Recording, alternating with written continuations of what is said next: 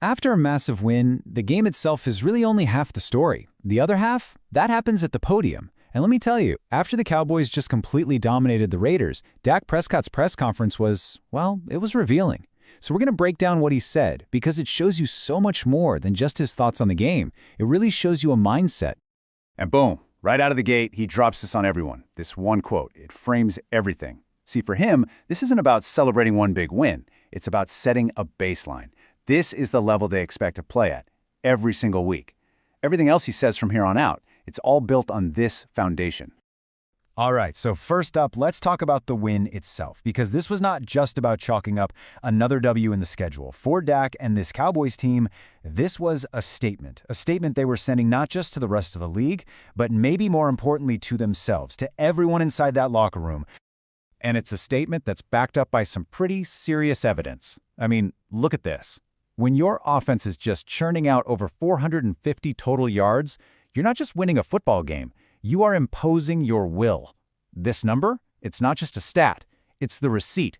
It's the proof that backs up that standard Dak was just talking about. This is what dominance actually looks like on paper. And here's the crucial part, and you hear this from all the great quarterbacks. The final score, that's just a byproduct. The real win is in the process. You could hear Dak just keep coming back to how the team executed the game plan, right? How they stayed disciplined from the first whistle all the way to the last. The victory was simply the result of everyone doing their job at an incredibly high level. Okay, and this is where a great performance becomes a platform for leadership. A true leader, they use that spotlight not just to stand in it themselves, but to shine it on their teammates. And believe me, Dak made sure that light was bright enough for everybody. And just notice how specific he was. This wasn't some generic, hey, great team win, guys. No way. He deliberately pointed to the offensive line, he praised his receivers for going out and making plays, and he even made sure to give a huge shout out to the defense for getting those critical takeaways. That's not just talk, that's intentional, calculated leadership. And this quote right here, it says it all. The quarterback always gets the headlines, right?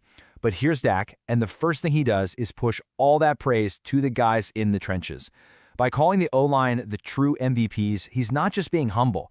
He is actively building a culture where every single contribution is seen and, more importantly, valued. So it's one thing to praise your teammates after a blowout win. That's easy. But it's a completely different thing to critique yourself. So after a game where, let's be honest, he was nearly perfect, what did Dak Prescott actually see when he evaluated his own performance?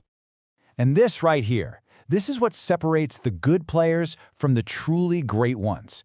It's that ability to look in the mirror after a huge win and still find things you need to work on. That's the engine that drives relentless improvement.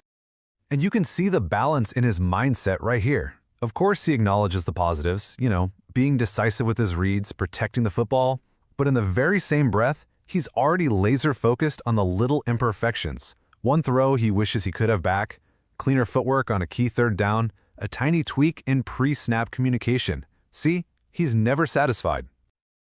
This mindset actually has a name. It's called constructive dissatisfaction. It's that constant internal motor to find flaws even when you win. And it's not about beating yourself up. It's about finding fuel to get better for the next fight. It is the engine of consistent excellence.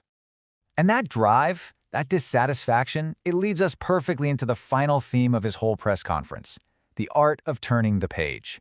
Because in the NFL, your last win means absolutely nothing if you aren't ready for what's coming next. And what's next is always, always the most important thing. The schedule just never lets up. And with a huge divisional rivalry game looming on the horizon, well, the stakes just get even higher. The ability to refocus isn't just a skill at this level, it's a flat-out requirement. And there it is, straight from the source, the famous 24-hour rule in action. This quote is basically the professional athlete's creed. You celebrate the win, you learn what you can from the film, but when you wake up tomorrow morning, that last game is ancient history, because the only game that ever matters is the next one. So when you really break it all down, this was way more than just a victory speech. It was a mission statement.